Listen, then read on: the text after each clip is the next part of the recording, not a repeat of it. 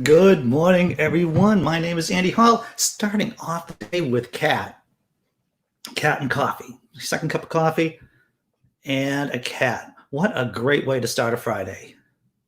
And Blazed Whizzing Pope from the chat says, good morning, Brainbug, listening to Rage Against the Machine and Beastie Boys while waiting. Hey, I was listening to some of music too. What was the name of music? I don't know. I forget. But good morning, everyone. What are we talking about today? Cops and Christians against democracy. We're going to be talking about a few relevant stories in the news about cops and about Christians not being very supportive of our democratic system. Hard to believe, I know. So I hope everyone's doing well today. Yeah, let's go to like the really important issues. Let's go to the really important things in our lives right now, and that would be funny little jokes, funny little memes, like this one for an example from Brian Gordon over at Foul Language.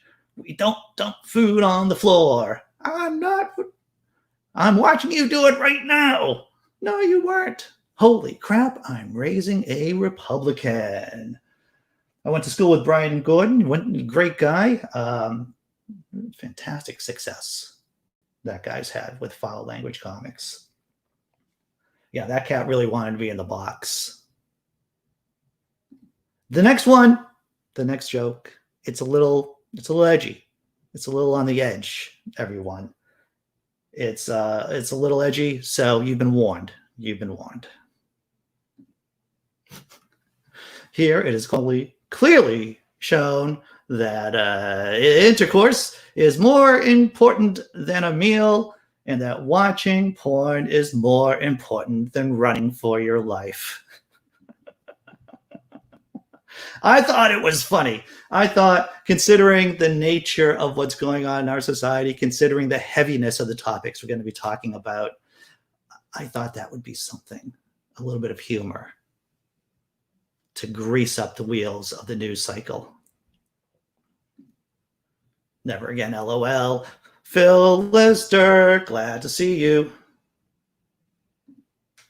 Derek Cruz, how's it going? Glad to see that you made it today, sir. All right, what do we got for the third one? For the third joke, what are we going to do? That was a good one. Why, thank you very much. Third one is from the great comedian, Patton Oswalt. Dear people citing the Bible. It's a cool book with some wonderful passages, but it also has ghosts, sex, and giants, and super babies and demons. It's why we don't make laws based on Game of Thrones, My Little Pony, or Legend of Zelda. Oh, Patton Oswalt, you hit the nail on the head. That's what you did, sir. Hitting the nail on the head. Zebras watch lion porn. Who knew? I didn't. It didn't show me that on all the old animal shows from the 1970s and the 80s. Blazing Wizard Pope's getting the first sip of coffee. That's great. I'm on my second cup, as I said before. I'm a little jazzed up. I'm a little excited about being here. Well, I'm always excited about talking with you guys, and talking about the craziness that is the United States of America. We had a question yesterday. And today's question is based off of a suggestion from the chat about which reality star would be your pick for U.S. president. Once again, today's question. It took me some time to figure out what my answer would be for this question. And for those of you who mentioned your choices in the chat yesterday, maybe you have another choice. Maybe you thought about it. Maybe you slept on and said, well, you know what? There's another reality star, a reality TV celebrity that you would pick for president. And I know what you're saying. No one who is on reality TV should be president of the United States. And you know what? I think you're wrong. I think I came up with at least one person who I believe would be a great U.S. president. I believe that this person, if he ran, would get at least a vast majority of the smarty vote, a vast majority of the science literate people. So let's take a look at my choice. And like I said, I'm willing to defend this person. Gordon Ramsay. You know what? I have to tell you, Blazing Wizard Pope, I would take Gordon Ramsay. He was one of my choices, actually. I would take him from the old days when he was doing the Brit show, restaurant makeover show that he was doing. He seemed to be a kinder, gentler, but yet stern person. Be, no, just be. Hey, hey, Andy, listening while driving to work. Glad that you're here. Phil Lister. Homer Simpson. It would be hilarious. Might be the shortest presidency ever. And Ian says Snoop Dogg. Very well, yeah. We'd have the federalization of the herb pretty quickly. Executive order. So who is my choice? All right.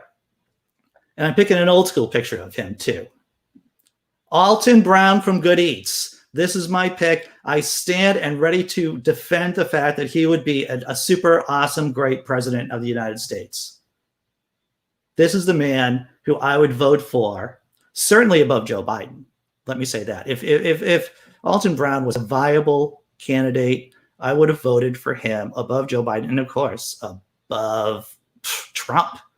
This man would have been would-be, I'll say this, would-be science literate, kind, generous, smart, and funny with great production values. He would have great production values for his speeches. And you know what? He would be able to talk to the camera. He'd be able to interact with people, and people would feel good. That's what I think. I think Alton Brown, he would get the Georgia vote. You're right, the girlfriend. Very clever. Alton Brown is from Georgia, of course. And so he would seal up Georgia for the Democrats for who knows how long. Never heard of him. He did a great show, sciencey show, back in the day called Good Eats. They rebooted the show. He's on the Food Network. And kind and gentle. Well, you know, Phil Lister, I said Gordon Ramsay was kinder and gentler when he was doing the British version of, what was the name of that show now? Kitchen Nightmares. He did a British version of Kitchen Nightmares for maybe a season or two. And I thought he was much more kind. He was stern, but kinder and gentler than he is now in like Hell's Kitchen, for example, where they basically pay for him to be mean to people. And also the girlfriend said, oh, yeah, I'd vote for him. Right. Alton Brown. He would be the best choice. If you look at any of his old cooking shows from Good Eats, he had molecules, and they were emulsified, and he had interns being molecules, and there were models, and there was cooking too. Oh, Brainbug. Good to see you, Brainbug. I would say Bill Nye. The conservatives absolutely hate him. They do hate Bill Nye. A good choice too. I would say, you know, maybe an Alton Brown, Bill Nye kind of ticket right there. It wouldn't even matter to me who would be first. Ramsay is pretty volatile, James Henry. That is correct. But I think a lot of that is shtick. But if I was a short order cook for a number of years. And so the business does seem to incentivize people into acting in a volatile manner a lot of the time. All right. So once again, my choice for reality show president, Alton Brown. I think it's, and of course, Bill Nye is also a good choice, but I would say my personal favorite is Alton Brown. Good morning. Good morning, the Trusty 8 podcast. And also, Ramsay is not a U.S. citizen. That is very true. Gordon Ramsay would not officially be able to be president of the United States. Even if he was going to become a citizen, he wasn't born in the country. So here we go. Blazing Wizard Pope. I think he was nice in the British shows because they were often genuinely misinformed or undereducated for the restaurant. It's a whole different kind of vibe you get from the old school Gordon Ramsay shows to what you have now. Let's get to the news. You want to talk about the news? You want to talk about what's going on? And you know what? I actually have some good news. to start off the day with. I have some good news. A little bit of Schadenfreude, maybe. A little bit of Schadenfreude. A little bit of Schadenfreude. This is obviously from the New York Times. A man who carried a Confederate flag into the Capitol has been arrested. Has been arrested. This clown, and you can see him doing clownish things right there. I'm going to get rid of this banner. This clown has been apprehended by law enforcement. Now, you may say to yourself, the man had his picture taken and plastered on the internet. We've all seen this clown wearing, carrying a rebel flag into the Capitol building. So you may think that the police just identified him and just picked him up at his house. Well, it's actually a case of stupidity.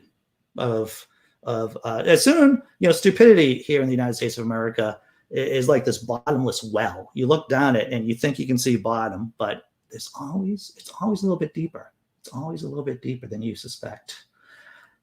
Let's take a look at this story. This man who was photographed holding a Confederate battle flag inside the U.S. Capitol last week during the riot was arrested Thursday in Delaware, two law enforcement officials said. The man, Kevin Seafried, was wanted by the FBI, which had sought help from the public to identify him, and had a widely circulated dispatch plastered with images with him. So you would think, once again, guy's face is everywhere. They would just pick him up because someone saw the picture and said, "Hey, I know this guy." Not true. In a bulletin, the agency said that it was looking for assistance to identify individuals who, quote, made unlawful entry into the Capitol, including the man with a Confederate flag, now identified by the New York Times as Mr. Seafried. According to court documents, Mr. Seafried and his son, Hunter, were identified after the FBI received a report from a co-worker of Hunter that said the man had bragged about being in the Capitol with his father on January 6th. So it wasn't even this national picture. It wasn't even this picture plastered everywhere on the internet that actually got him. It was just the fact that this guy's son just couldn't keep his mouth shut. He just ran his mouth off about breaking into the Capitol, and his dad waving the stars and bars around, the battle flag. And that's what got this guy arrested. Well done. Well done. Because it isn't just enough for you to take selfies in the Capitol building and blast it on social media, but you got to go home and run your mouth about it. Well, congratulations, Mr. Seafried, arrested. Congratulations. What a clown. Yes, Blazing Wizard Pope. I did see the news clip of the window of the lady. So at the Capitol during the riot, there was a woman with a bullhorn shouting out instructions about how to best infiltrate the lower reaches of the Capitol building. There was organization there. Carrying a Confederate flag while shouting USA. I don't even know. I don't. Where it's crazy. That's what it is. Nuts. And Blazing Wizard Pope says this man here is standing next to Davy Crockett. Interesting fact about the gentleman over to the right here of the image. I believe this person is the son of a judge in Brooklyn. This gentleman here looked like he was going to Comic-Con. Maybe cosplaying. There's just so many wacky people who just seem to be going to the Capitol to cosplay. I don't even know.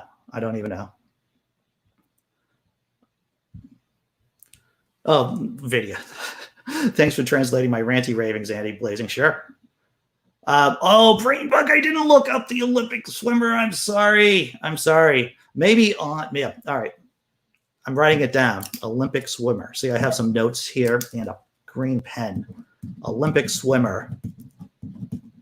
Check this guy out. I'll take a look at him.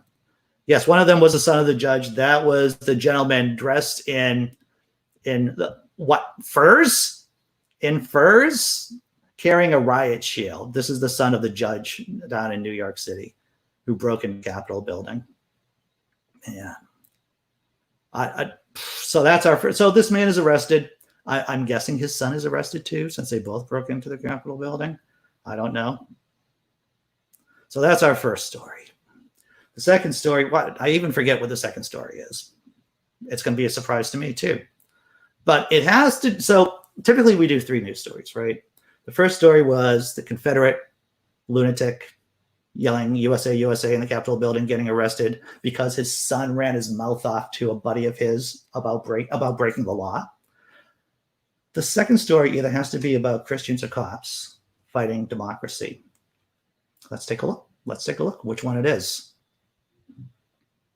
Pastor tells his Texas congregants to keep weapons loaded for Biden administration.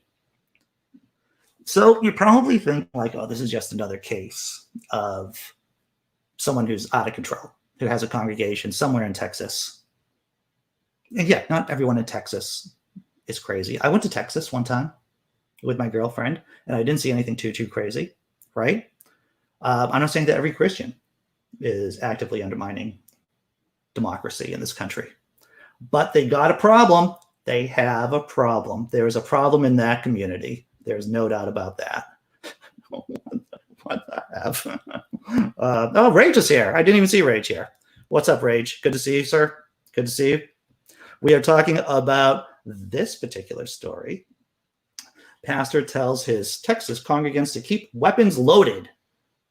You got to keep them locked, and you got to keep them loaded. So yeah, it gets a little bit crazier than just the headline. It gets a little bit crazier. The pastor of a Texas church urged his congregants Sunday to take precautions ahead of President-elect Joe Biden's inauguration last week. And Brandon Burden, what a name, Brandon Burden. That's like from Central Casting. Your name is Brandon Burden because your character's name is Brandon Burden because you're going to be a burden to the country. Brandon Burden, lead pastor of Kingdom Life Church in Frisco, said in his sermon that congregants should prepare for an emergency by keeping their weapons loaded and stocking up on food and water. We're locked and loaded at the Burden house. They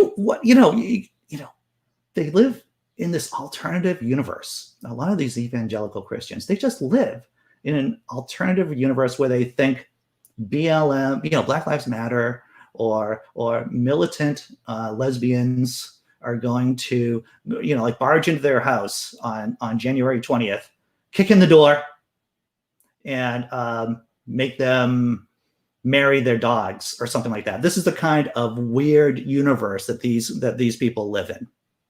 All right, but it gets weirder than this. It gets weirder than this. His message came along with prayers for President Donald Trump and a mention, here it comes, here it comes, of an executive order from God. An executive order from God. So this is different, right? This executive order from God is different from all the other orders God makes that goes through the Parliament of Angels, maybe, and goes through the Supreme Court of Saints. But this is an executive order from God. So we got to take this seriously, guys. This is an executive order from God. We have an executive order, not from Congress or DC, but from the desk of the CEO of heaven, the boss of the planet. Burton said, he said from his desk in heaven, "This is my will. God will be in office for 8 years." So it has to be true. It's the CEO of heaven, and he's doing an executive order. It didn't, right? Oh, so sad, so sad. Let's see what else. The sermon was held a few days after the House and Congress confirmed Biden as president-elect on January 6th. On Wednesday, Trump was impeached for a second time by the House. We know all this. Burton often spoke in tongues during his sermon. Of course he did. Of course he did. Because even when the man doesn't speak in tongues, it's all just word salad coming out of his mouth anyway. This apocalyptic Christian fan fiction word salad.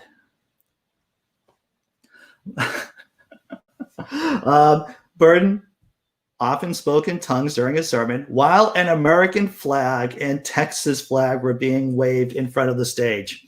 So this guy is talking about the CEO of heaven dropping down an executive order. And then he has two people waving the Texas flag and the American flag as he's talking in tongues. All right. Take down the walls of Jericho. The Lord says your Jericho is Washington, D.C. That's your fortified city, Burton said. He called out Senate majority. Okay, so I don't know if you guys feel the same kind of joy in your heart when Mitch McConnell gets targeted by Christians, by evangelical Christians. I feel something like my heart just leaped. I don't think it's some kind of arrhythmia or anything like that, but I feel good when evangelical Trump supporters turn on Mitch McConnell. He called out Senate Majority Mitch McConnell and other lawmakers, calling them a bunch of snakes who don't want Trump. I guess that's the voice I'm using. They want him out because Trump is a reformer. Trump is an awakener. And Trump is causing this populist, nationalist,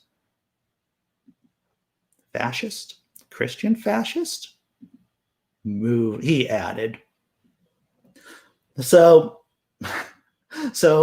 just to recap, there is a pastor with last name of Burden in Texas receiving an executive order from God in his brain, telling people you got to stock up on water, food, keep your guns loaded. And oh, by the way, Senate Majority Leader Mitch McConnell are a bunch of snakes and they hate Trump because he's such a great reformer. Oh, he's a reformer, all right. He is a reformer. He is a carpetbagger, never again. Yes, he is a carpetbagger. He is, I've said this before many times, is that Donald J. Trump is a character from Mark Twain story. A Mark Twain story, that's what it is. Phil Lister, talking in tongues, his guns loaded, thinks God's talked to him. In Sweden, he would be cared for in a comfortable hospital with nice soft walls. Yeah, that where they can't do any harm. And that's the most important thing, right? It's one thing to have crazy ideas, right?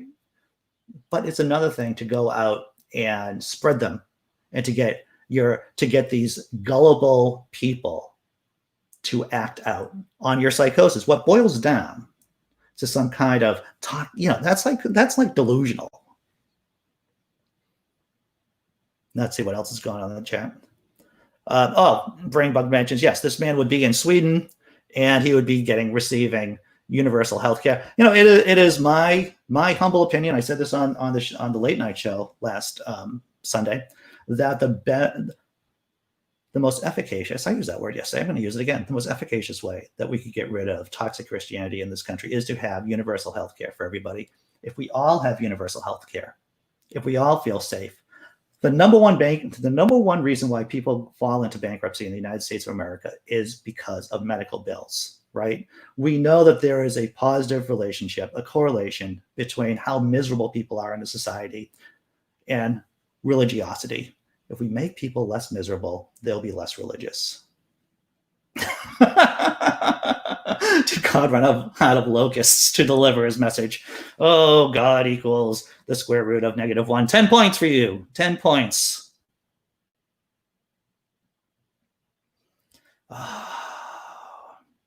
So yeah, so that's all right. All right, everyone. So now we're going to go to, Philister says from the chat, think of how much Trump made from each golf trip. Yeah, paying for his entourage and his hotels, many millions. Yeah. Oh, yeah. He is a carpetbagger. So the last of the legitimate news stories we're going to be talking about. Well, there's going to be another one that I added on, but that's something else. But this is about data. This is about the police. And yes, I understand. Andy Hall, why are you knocking on the police right now? Because because there are many officers at the Capitol who did the right thing and suffered because they fought against the Trump mob on the 6th. That's true. That's true. But like I said, you cannot deny the fact that there, within the Christian community and within the police community, there are issues. They have things that they are not working out for themselves. There are problems. And the Guardian newspaper did this. I don't know if anyone saw the Guardian, the story yesterday. Definitely, I thought it was worth talking about. Police, U.S. police, 3 times as likely to use force against left-wing protesters, data finds. Law enforcement responses to more than 13,000 protests show clear disparity in responses, new statistics show. So we've had a lot of anecdotal evidence recently, over the last couple of years, that the police don't like black and brown-skinned people. When Black Lives Matter protest, cops all over them. Now, this is just anecdotal, right? This is just anecdotal. When white people get together to do right-wing protests, mobs, insurgencies, police are much less likely to respond. And when they do respond, it's much more kind, much more compassionate. Now, this has all been anecdotal.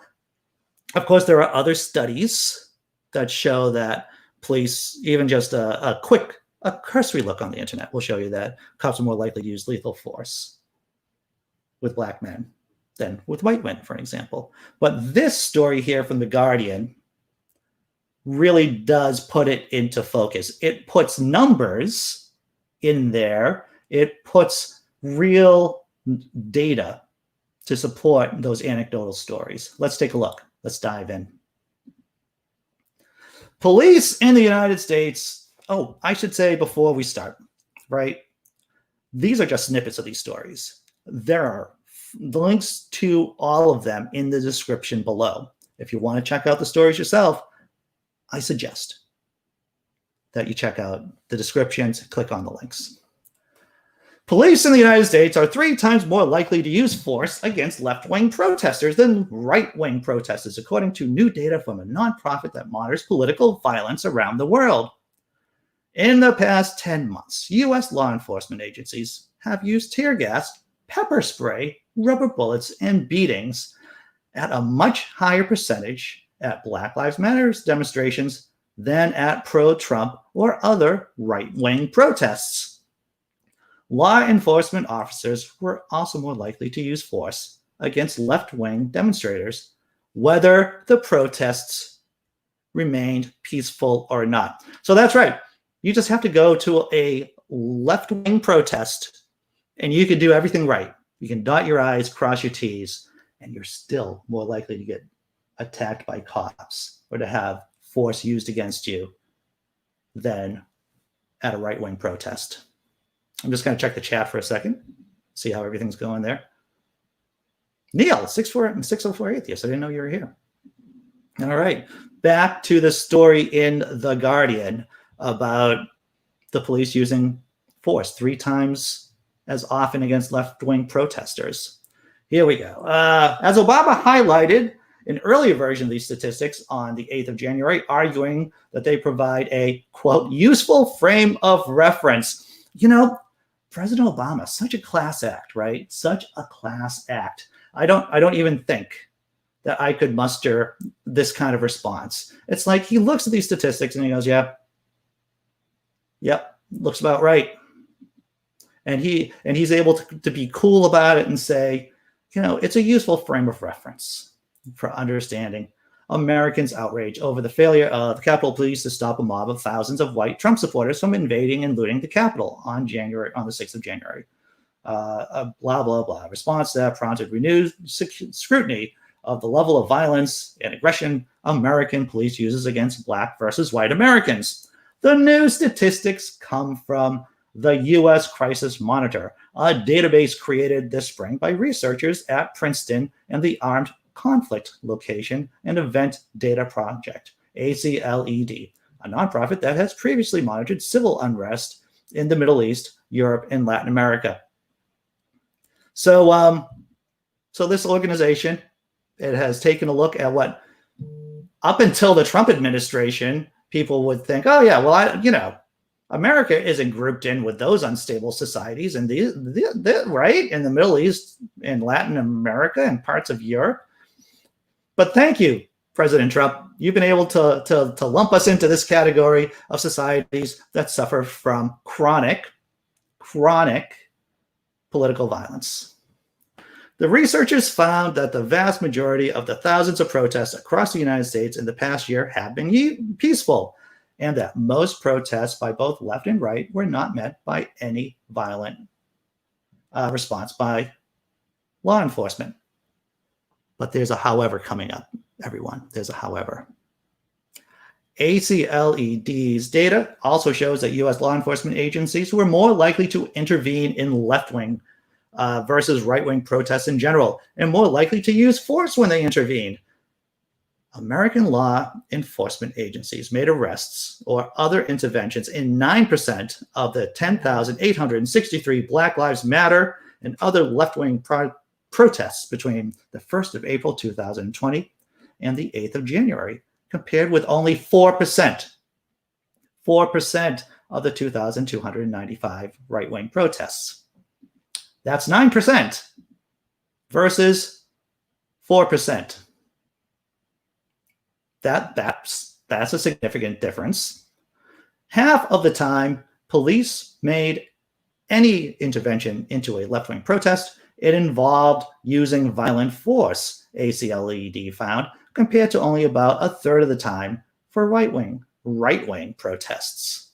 Let me say that again. Half of the time police made any intervention into a left-wing protest, it involved using violent force, ACLED found, compared to only about a third of the time for right-wing protests. I have to tell you something. When we talk to people, friends, relatives, strangers online, and they ask and they make these crazy assertions about how the police treat everyone the same, it's good to have a bookmark on these articles. It's good to at least know about them so that you can just type them in and just say, well, not that it helps with a lot of people, but some people it does. Some people do respond to data. Some people do respond with facts. And so I find it useful just to have a list of studies to help support my assertions. But the story continues. The U.S. Crisis Monitor previously found that despite Trump's rhetoric and intense media coverage of property damage or violence during protests this summer against police violence, more than 93% of Black Lives Matter protests since April had involved no harm to people or damage or property. Once again, that's something that we have known anecdotally, but it's good to see the data once again. 93%, more than 93%. So it's 93% and a few percentage, Black Lives Matter protests since April had involved no harm to people or damage to property. And yet they still had a higher chance of being attacked by the police. The police, yes, more likely. How many times likely? 3 times more likely to use force against left-wing protests. So just be aware of that the next time you go out to protest something. Let's see what's going on in the chat. Let's see. Yeah, well, they're going to claim that BLM protesters are more violent, but you can see from the data, from the studies in the article, that 93% and change of BLM protests are not violent. There you go.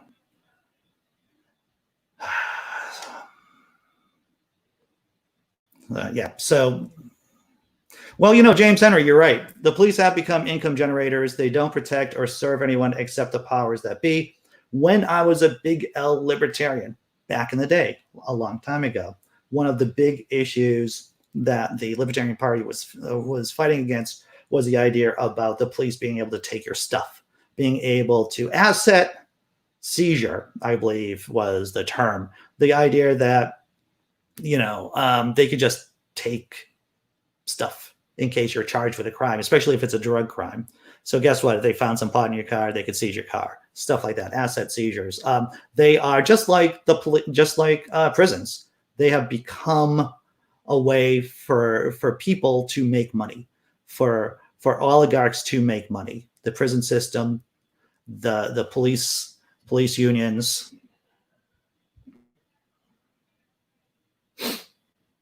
All right, civil forfeiture. Thank you, Junk Shop Library. On point as always, But yeah, once again, all of these links are down in the description. I find, like I said, I find it useful to bookmark some occasionally so that I have the data at hand.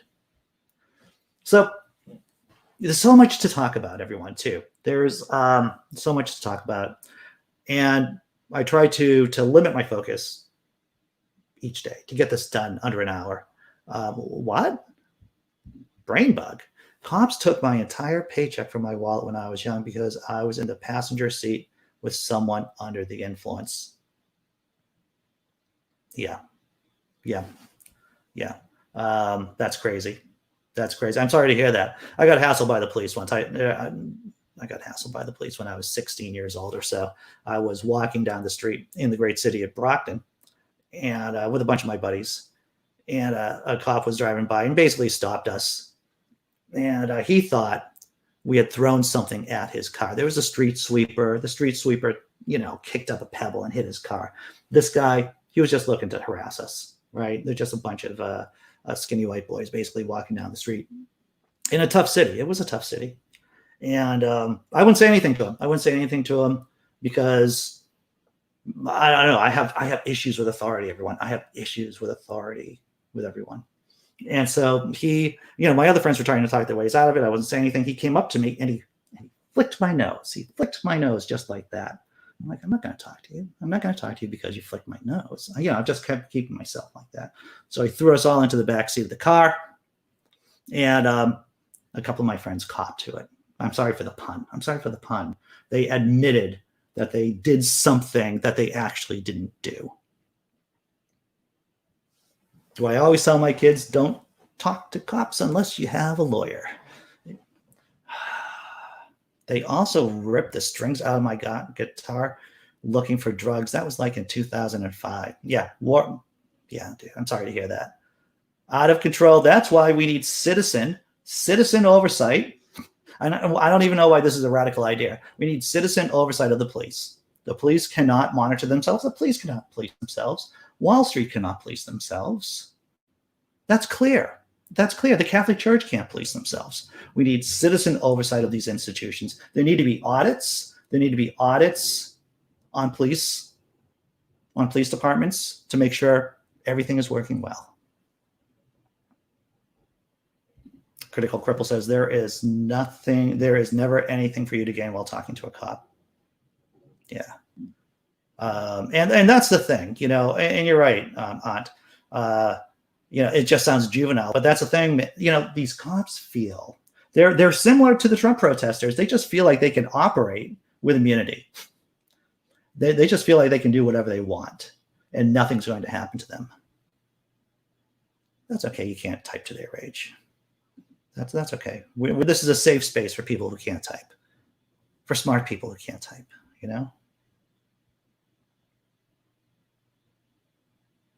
All right, so what are we going to do? We're going to talk about what I feel good about because I'm a narcissist. And this is something that you guys are going to feel good about too. You all are going to feel good about. More than likely, you're going to feel good about this. What do we got here? Joe Biden, we cannot afford inaction. Biden unveils $1.9 trillion COVID-19 relief plan. This is not bad. This makes me feel good. Not because I might be getting another check from the government. Yeah, that makes me feel good. But the idea that I was watching Joe Biden last night on CNN for a few minutes, and I'm going, no, he does not disgust me. He does not disgust me as a human being. He's boring. Yes, he is boring. but he does not disgust me as a human being. And the fact that there are so many people suffering here in the country. We are getting more stimulus. We are getting a plan. It seems like there might be, just by saying it's a COVID-19 relief plan, it's far better than the no plan, or it'll all work out that Donald J. Trump was doing. So if you don't know what the Biden stimulus plan is, let's take a look at it. President-elect, and this is from NPR. President-elect Joe Biden outlined his plans for economic relief from the coronavirus crisis on Thursday, citing the need for a more robust vaccination plan, as well as for additional direct payments to American families to help recover the U.S. economy. His plan, called American Rescue Plan, sure, all right. It's not creative. It doesn't need to be a creative name as long as it works. The package includes $1,400 direct stimulus checks, which would supplement the $600 checks Congress passed late last year. Biden also proposes an additional $160 billion for the national vaccine program, including $20 billion for distribution and an additional $50 billion for expanded testing. I can get behind that. I can get behind that. God's Square Root says, I like my politics boring. Yep. I would think so. I like my politics boring too, sir. I like my politics boring. I like them to be useful. I like them to push, make people feel better and to make people feel safer, to healthier. But yeah, boring isn't bad. Let's take a look at the story a bit more. Furthermore, Biden has proposed raising the federal minimum wage to $15 an hour. I don't know if that's going to work, but it's a nice shot. As well as providing billions for child care assistance, federal nutrition programs, rental assistance, and tribal government's pandemic response. The package also includes $350 billion in emergency funding for state and local governments. Well, Democrats still hold a technical, all right. So this is where there's good things coming down, but the Democratic Party is more of a default party. We all know this, right? On some level, the Democrats are a default party for everyone who isn't Christian theocrat, oligarch supporting voter. This is the Democrats. They're the party of default, and that means they are an unruly party. While Democrats still hold a technical majority in both chambers of Congress, Biden can still face an uphill battle in getting these relief measures passed. Part of the plan have already been popular among Democrats, including raising the minimum wage and expanding sick and medical leave. But at least one senator, Joe Manchin, that's how I'm going to pronounce the name, a moderate Democrat in West Virginia, has signaled reluctance to tack on national debt through large direct payments. Republicans voiced all right, so that's me talking in tongues. I'm sorry. The spirit just took me.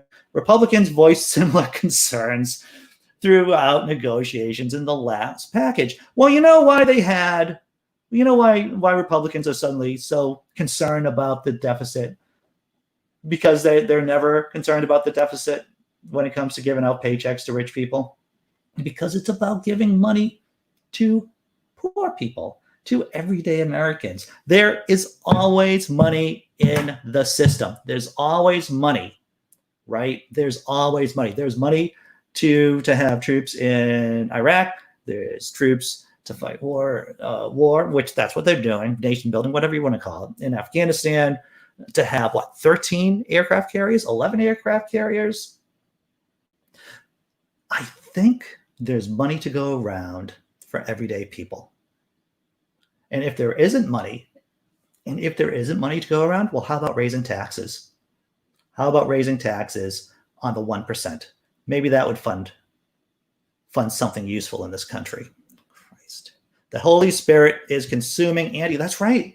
I am consumed by the Holy Spirit. Yes, Rage. Spot on. He is a Democrat in name only. Joe Manchin from West Virginia. He is a Democrat in name only. So, oh, Phil Lister making us feel bad. Oh, I got some Swedish envy right there. Swedish politics are utterly boring. Man, I'm bummed out. Rage, you're totally spot on. We could sell one aircraft carrier, and an aircraft carrier is like billions. It's billions. They are huge. And you know what? I'm just going to say it, right? I don't want to get too geeky into military stuff, but a lot of these aircraft carriers, if there's a real war, aren't going to be that useful either. One little hypersonic missile, one little surface-to-air missile, and the whole thing goes. The whole thing will just blow. But all right, so that's what made me feel good, was that there is stimulus coming. There is relief coming to everyday people in this country. And I usually close up shop right now, but there was a story that I saw this morning, and I just want to share this. I don't even have any graphs. I don't have any clips to show, but this strain of COVID-19 that's hitting Britain and Ireland is no joke. It is spreading at a much faster rate than the other strain, the orthodox strain of COVID-19. And it really hasn't affected the United States of America that much. Right now, as I was looking at COVID rates, there was a big boom. Thanks, Phil Lister. There was, and like I said, I just wanted to say this just as a public service announcement, basically. The strain, the hyper spreading strain that's right now hitting the UK and Ireland, we really haven't felt it here in the States, right? There's been a big bump in the curve of people who have gotten infected because of the holidays, because people decide to travel around the country, maybe, and infect each other for the holidays, right? But this strain that's going to be coming up, if you look at the graphs in Great Britain and Ireland, it is disturbing. And that's right, junk shop. It is that strain in the UK and Ireland. It is spreading faster than the orthodox strain. This is the Pentecostal COVID. That's what it is. And, be safe.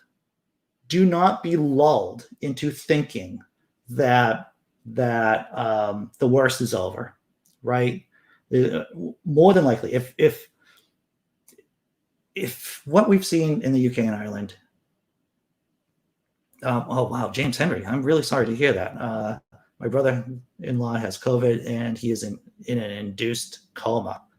That's hard. I'm sorry to hear that. But this strain that's out, and we'll probably talk about this on Monday, spreads much more quickly. 30 to 50% was the number that I saw. 30% to 50%. More spready. I'll go with more spready than the orthodox strain of COVID-19. So be safe out there. Wear your masks. Be more prudent about being indoors with other people. And that's what I'm going to do. Like I said, I just saw the report this morning. We'll probably cover this on Monday, but I thought I would just drop that bit and just be safe, right? Be safe. For those of you getting vaccinated, good for you. I'm happy. Brainbug, remember to thank your local care and organization for this new improved strain. Indeed. Julie LaVoice, you were lurking? Well, I'm glad that you popped in before the show ended. That is fantastic. Blazing Wizard Pope says, yes, this is far from over, to summarize everything you just said. Yes, it is far from over. To tell you the truth, we could be getting a lot more infections within the United States of America within a couple of weeks. So be good, everyone. Be safe.